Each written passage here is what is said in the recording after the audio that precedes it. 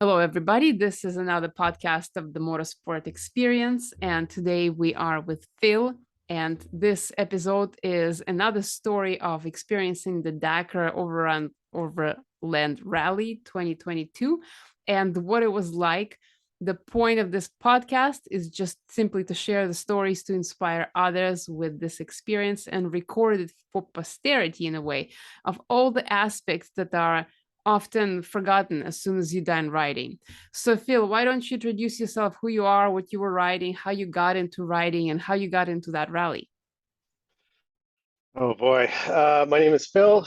Um, I'm a paramedic of 16 years. I got into bikes 7 or 8 years ago when I was 35, right? At that point, my dad had asked me if I wanted to do a trail tours day at the Ganaraska. So we both went and did that. And after that, we were both hooked. We both went out, bought bikes, dirt bikes. And then it just sort of skyrocketed from there. Um, the Dacre I ran in the bronze class, the bronze adventure class. I did that on a KTM 790 Adventure R. So how I got into adventure riding and those kinds of bikes, my wife and I, for our honeymoon, we were having a hard time figuring out, what to do. We're both kind of well traveled, and we wanted something new and exciting to do together. So we decided to buy two adventure bikes, and we traveled all the way out to San Francisco through the US over 6 weeks. It was like 16,000 kilometers. And then we came back through the southern parts. And that kind of lit a fire with the adventure bikes to explore and to get off the beaten path. And since then, we've done different trips, and we're always looking for those back roads, those off beaten places. And throughout that, we're navigating, we're exploring. So the Dacre Rally, it's kind of exactly that. You're exploring, you're following GPS waypoints, and you're riding. It's an amazing event. That is incredible because I love adventure biking and I always wanted to go on a long tour. Like to San Francisco sounds amazing. That Mhm. is the ride to die for. It sounds absolutely incredible. And so, okay, so if you've been riding for so long, let me actually shift a little bit the focus from the Dacre to your overall experience from the start to now. And what's the most memorable thing from the past in your riding time? So I've been riding dirt bikes for a lot longer than I've done adventure bikes. It's probably been 3 or 4 years on the big bikes. I've stayed away from them for a long time because I didn't want to ride on the road. You know, it's kind of a dangerous thing to do. But it wasn't until I met my wife. She had a bike, and the idea started creeping in on me. Like, let's do this. Let's start riding. Um, so that's she kind of pulled me into that aspect of it. Our honeymoon was great. We did a lot of road riding. Did a lot of really cool highlights of the U.S., that kind of stuff. But one of my big memorable moments is the riding the Trans Canada Adventure Trail with my wife. Through some of the really remote parts of northern Quebec, and you're really on your own. It's just me and her. It's an amazing thing we get to share and experience together. Wow. People who ride together stay together. It's I've, it's I've heard amazing. that so far, so good. That is totally absolutely awesome. And so if you comparing the adventure biking and trail riding, what's the major difference that you see, or dirt biking? Um, one's like riding a sports car, the other one's like driving a bus. It's like one's really nimble. It can be very creative and playful on it, at least for me. But when you ride the adventure bike, you kind of dial that back a bit. It allows you to get into some really remote places and see some amazing things, but it's heavier, the handling is slower, it's harder to ride, kind of thing. So um, that's how I would compare those. One's a fun tool, and the other one's more of a gateway to adventure. In this case, the Dacre, it's a rally, so I like that bike will allow me to do both. It's kind of versatile that way. I can ride it really hard, or I can dial it back and go a long way. I like the bike for that. Yeah, makes sense. There were a couple of heavy adventure bikes on that rally, and I haven't spoken to them yet, but I wonder what it was like for them to experience that trail, which was probably more suited towards dirt bikes, but heavy bikes had to go on it too. So what was like so let's talk about the Dacre, which is the most recent, most freshest in your memory. So what stands out the first thing when you think back to it? It's just the scale of the event. It's, Canada's hardest, longest overland rally. Just even wrapping your mind around, hey, maybe I'm going to even do this is pretty huge. I kind of left it to the last moment. I was hoping that the guys I rode it with last year would join me again for some Dacre redemption. Um, but they were kind of occupied this year, didn't have availability. So just the hardest thing this year was just making the decision to actually do it and do it by myself. I rode solo. I didn't have a support crew. I totally rode it by myself. And even with the blackout, the Rogers blackout, I didn't even get to talk to my wife before I left. I talked to her a couple of days before, and I was on my own. So it Yeah, was a cool event. that was a strange occurrence. Right on Friday, everything went down. Nobody could buy gas. It was a little bit weird, but at the same time, what I was experiencing, nobody really much paid attention to that. Everybody was too concerned about the next day, the riding, and there was excitement.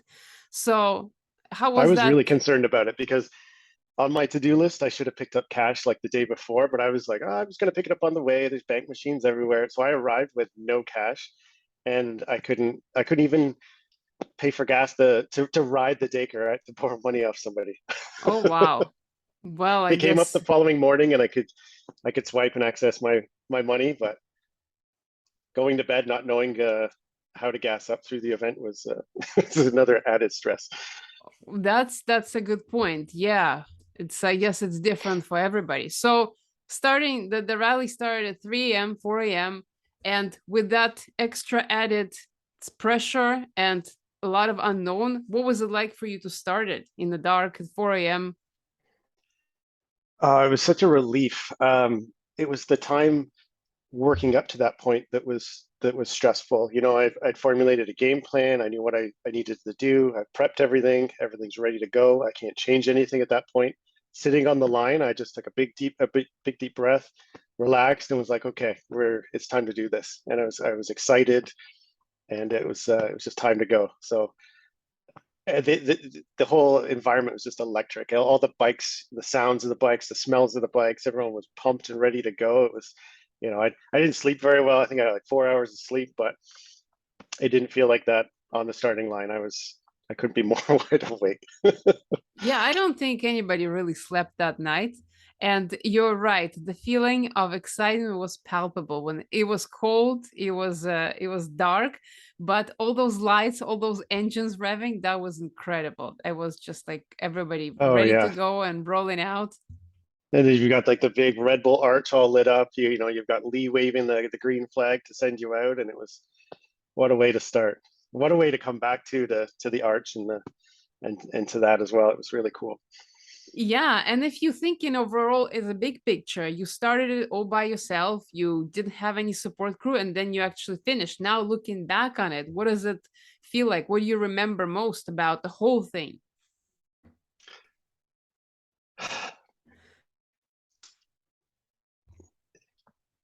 I just think, what I remember the most is just a sense of accomplishment. The fact that I managed to finish that ride, that's deemed, Canada's longest, hardest overland rally.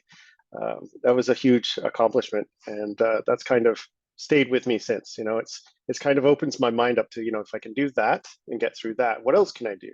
It kind of opens a gateway to possibilities in riding, I suppose. Yeah, that makes sense. Has there been any other instances in your life that you can similarly think that you've accomplished and you felt like you could do so much more? The corduroy enduro last year. That's Canada's hardest enduro. Like, I've never done that before, and we did it, and it was the muddiest year in memory. And a lot of the takeaways and lessons I learned from that to finish that, I applied to the Dacre, um, and it served me well. That's for sure.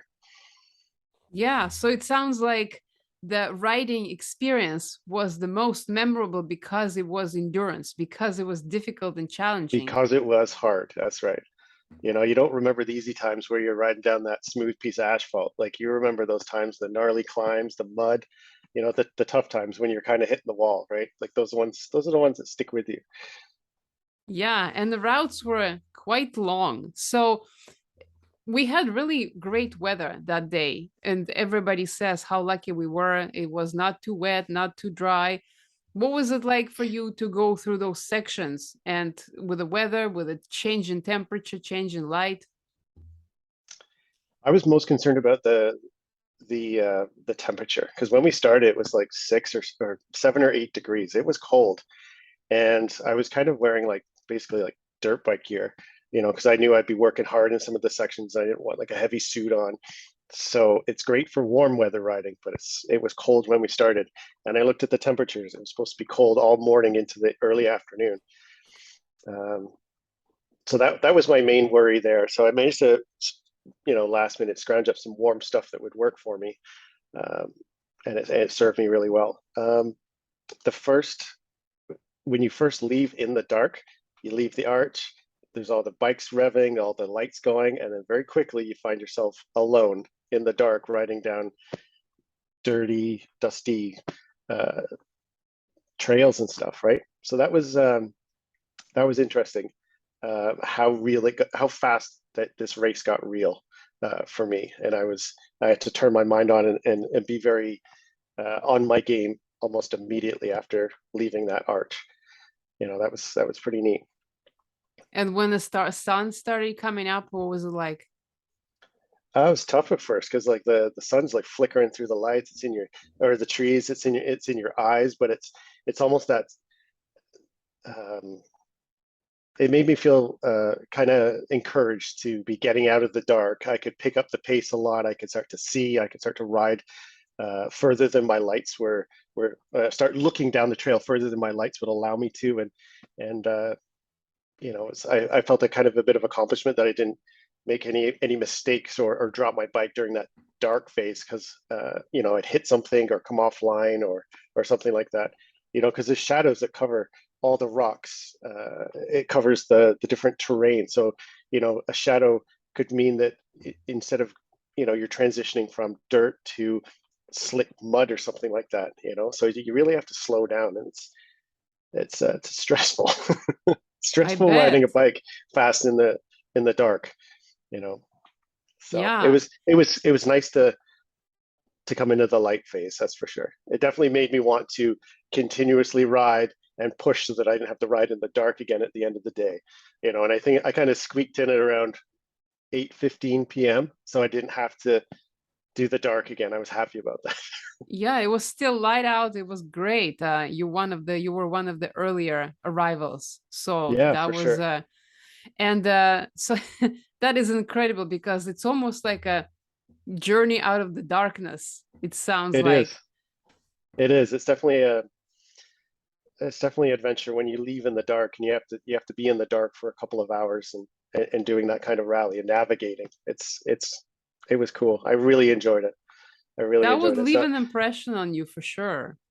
yeah, absolutely. You know, being alone and riding is one thing, but being alone in the dark and navigating in the cold and dark is it's a whole nother thing. It was pretty.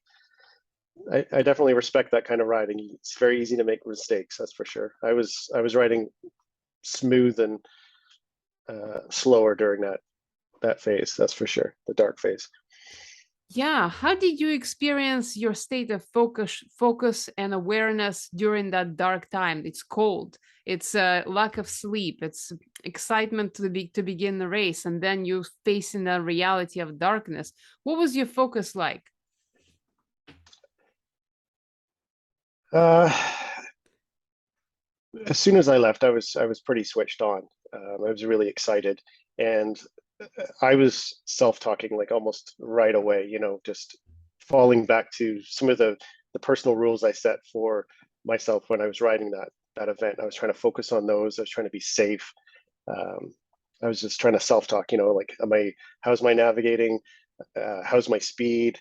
Um, you know, am I being safe? Am I outriding my lights?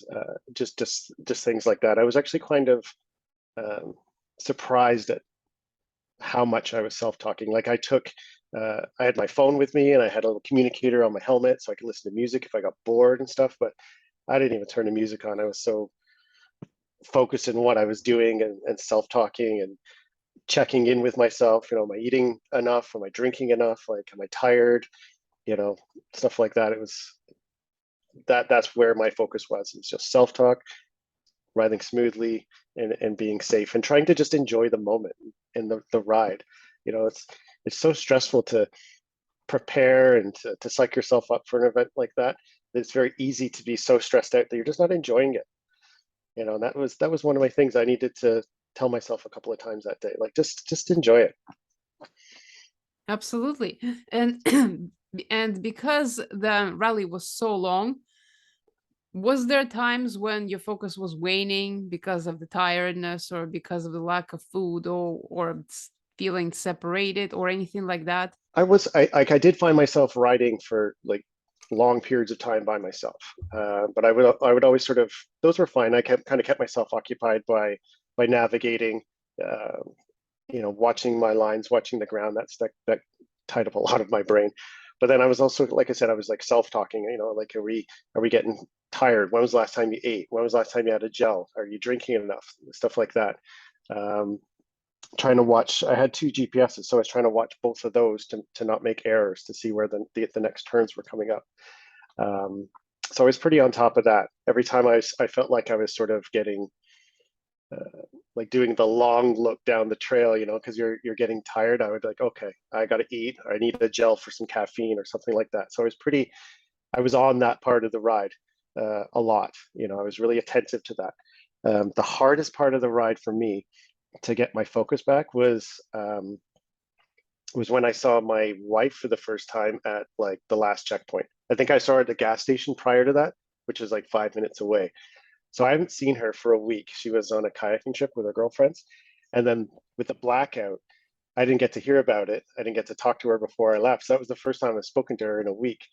I just wanted to spend time with her. And to tell her about what's going on in my day and, what's going on with your week kind of thing. So to have to try and get back on my game plan after seeing her, that was the hardest part for me, is to, okay, I've got 115, 130 kilometers to go.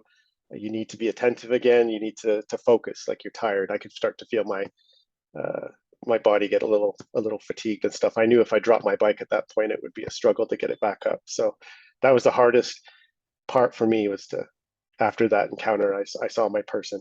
I saw my wife, giving me encouragement to get back into the game. That was the That hardest part for me. That makes so much sense, because as I spoke to many riders and drivers of side by side, it's a very different experience. And some of them had crew, and some of them were together in a group. And those who were together in a group felt the most connected because they were talking continuously throughout the whole journey. Those who have the support crew were like on a different level, because they constantly had support crew showing up at every stop. But there were also those who did them themselves, like you and some others, who just were by themselves on the trail all the time, like Etienne, for example. He was all alone, and so the experience drastically differs.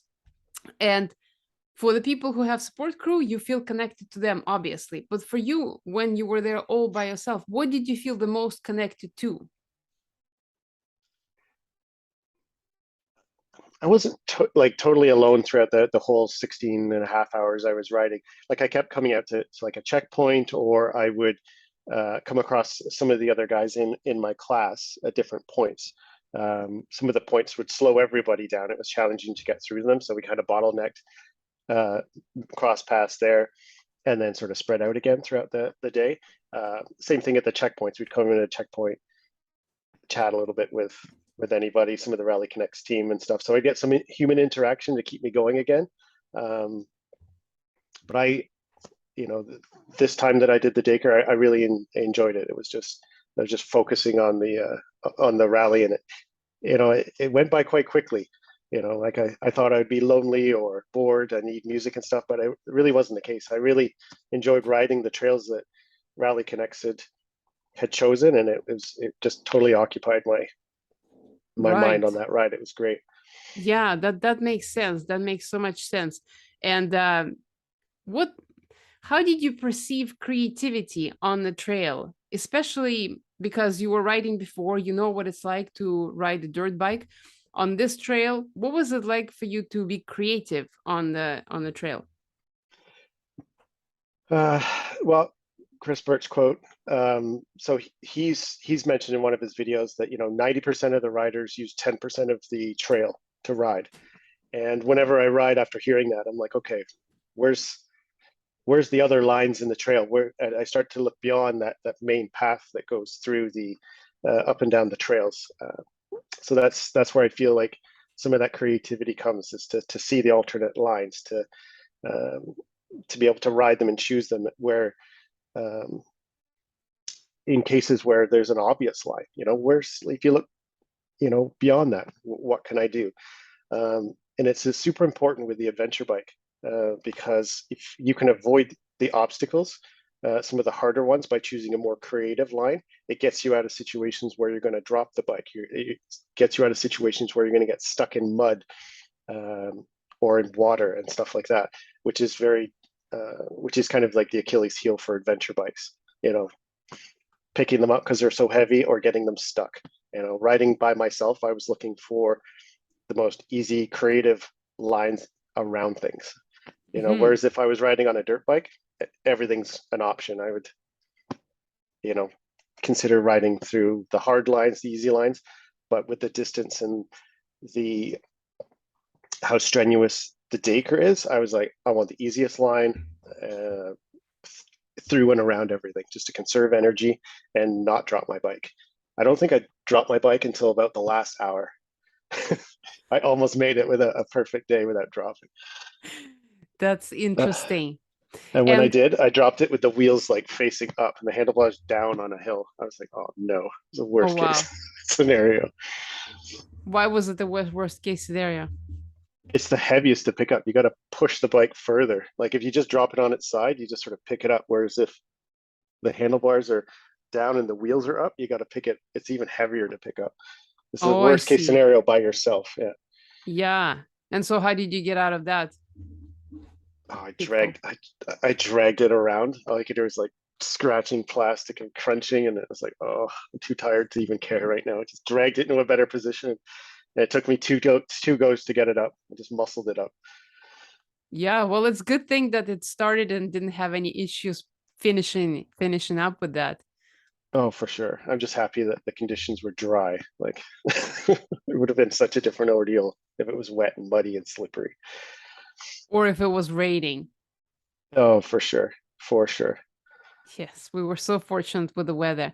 And so I'm curious if you considered, because you're a paramedic, so you're dealing with a very intense situation, I imagine, at work. And Yeah. so you probably need to use creativity there as well. So intense situations on the track and keeping focus, making sure you don't make mistakes, versus creativity at work and staying focused at that. Are there any correlations that you can think of? Oh, for sure. They're both stressful environments.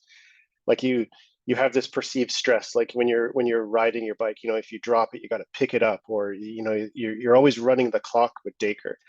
So, one thing work has taught me is, just to calm down, take a moment, you know, figure out your problem in a calm, logical way. If it's not, your solution's not working, reevaluate, readjust, and then try something else. So that's what happened when I dropped my bike. It's like, okay, I could try and muscle this up, but I need to drag it into a better, easier situation, and then get it up. So for sure, there are some similarities.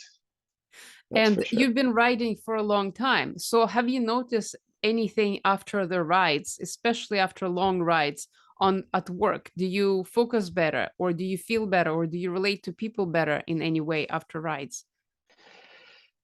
It's just, I find with riding that it takes over your mind and it pushes everything else out. You're just focusing on the trail, the trees, what you're doing in the moment. Puts you right in the moment, and it's you don't think about your day to day, your finances, your work, any of that stuff. So it forces all that out. Like I don't think I could sit down and meditate in silence. Like I do it with a motor, and that works very well for me. So when I go back to work, I'm just relaxed. I'm happier. It's just de-stressed.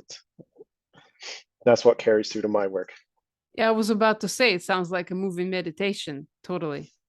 For sure. Yeah. And so now that you're thinking back on it overall, what was the most challenging part of the whole endurance race rally? I think it's for me the most challenging part was making navigation decisions by myself, because there's no one to bounce ideas off of. Like, there's a lot of pre-built little sections in there where the trails fork, and there's three options to take. Do I go around something, to go straight through it? Do I even go a different way? And to get to that fork in the road, realize that you are making a navigation change, and then to pick the right one by yourself and then stick with your decision, um, was difficult. And it starts right away. Within the first 5 minutes of the rally, you're starting to make big decisions like that. Did it become easier to make those decisions as the day progressed? Yeah, you kind of get into a flow of things. You kind of get a little bit more proficient and comfortable with the GPS, the navigating, these little tricks. You kind of get in tune with them, right? Just because it looks like uh, a little break in the foliage, doesn't mean that that's maybe not the wrong way to go. Like, he may want you to go through there, and he wants you to see if you can catch that and then go through there, bushwhack a little bit to get back into the main trail. So he's sneaky like that. He'll put them at the end, or like the top of a hill climb or something like that, or a great section where you're jiving with it, you're ripping along, and then all of a sudden you're like, oh my God, I'm deviating from the route. Like, I didn't even see a trail, and you got to go back and have a look. And he's a sneaky guy, that Lee Martin. Yes, everybody says how unpredictable those choices were for many people. It's yeah, good job, Lee, with making those trails. And Oh, and it's brilliant. I loved it. It was right on. It was good. I enjoyed that. yeah, the whole event was well done. The trails were well planned. The organizing of the whole 3 days was really well done. It was incredible, I think. I agree with that. It's a very well done event from start to finish. The food, the whole experience, the trails. I don't know how he finds them, but they just go on and on and on. Towards the end of the day, you're looking down at your GPS, and it's like you got 50 kilometers to go, and you're still jumping in and out of these trails right to the very end. He keeps it going until the very end. It's amazing. Yeah, that's incredible. And what was it like to see the scenery? We're so lucky here in Ontario to be privileged to have access to this nature that is so amazing. What was it like for you to see that? That experience was not lost on me. Being by myself and not sort of chatting with other people, I definitely took that in, and smiled and appreciated some of the amazing remote places we were going down. The hydro lines, there's nobody else around. It's a real privilege to be able to ride through places like that on a motorcycle in Ontario. It was amazing. There's lakes, hydro lines, just rocky climbs, or just going around, some of these lost little gravel roads in the back of nowhere that nobody goes down was amazing experience. Yeah, it sounds like the experience to remember forever. Just record it there somewhere in the corner of your mind and never to lose sight of it. Oh, for sure. Just to look on it, open that memory every once in a while, smile upon it, and put it back for a rainy day. That's for sure. Yeah, and so how are you thinking for the future? Are you going to try more events like that, or are you going to plan more rides in the trails? Yeah, we've got a full season of the dirt bike events. We This year we kind of focused a lot on those. Last year we were touring a lot on the adventure bikes, but this year we've kind of aimed at a lot of the events. So August is Rockhound Rally. Looking forward to that. We'll see you there. And then I'm doing the corduroy enduro again this year, which I'm looking forward to.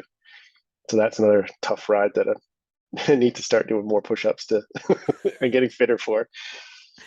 Yeah, that's one of the comments that I heard from everybody, how the physical endurance is something that you have to keep up with because it's inescapable. You have to hold the handlebars for entire day.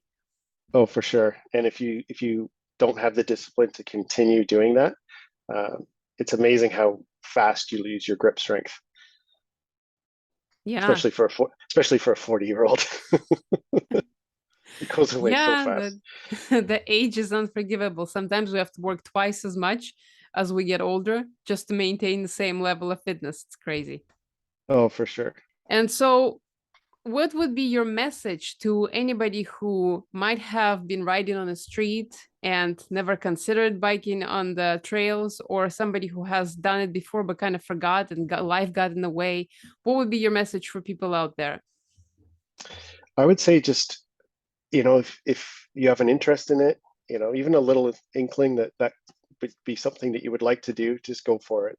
You're never too old to do it. I remember I dirt biked with my dad until he was 65, and it was amazing. Like he kept that going, and I got to share that with him. So for people that have been out of it for a little while, or they want to start getting off the pavement into the gravel, just go for it. Buy a bike that's just within your means, and enjoy it. Just get out there and do it. Yeah, and I totally resonate with that. And since you've experienced it for so long, do you think there's something more to it? Not just riding, but maybe there's something more that we don't realize that is hiding, like that moving meditation, like that distressing activity that's actually important for people to engage in and do? And I think it's really important to find something that lights a fire in you, and it kind of addicts you and addicts you to it and draws you in. Like it's like a full body thing. I've never really worked out or run or done endurance events until I started dirt biking, and then it became apparent how unfit I was, and then that's when I started working out. So for me that's been fantastic. We spoke a little earlier about how um, it's kind of like a form of meditation. It puts you in the zone. Everything else doesn't matter while you're doing that. Which is fantastic. And then just the community, like the people I've met through dirt biking, there's just an amazing bunch of people. Yeah, I So I mean, the agree. social aspect is strong as well. I think the social aspect is even more important than any other part of it because, and not only to mention that we've been isolated for the last 2 years, people crave connection and people are designed to have connections. But also, I find that there's something unique in this community of riders that transcends maybe other types of sports. And I've been in motorsports for a while.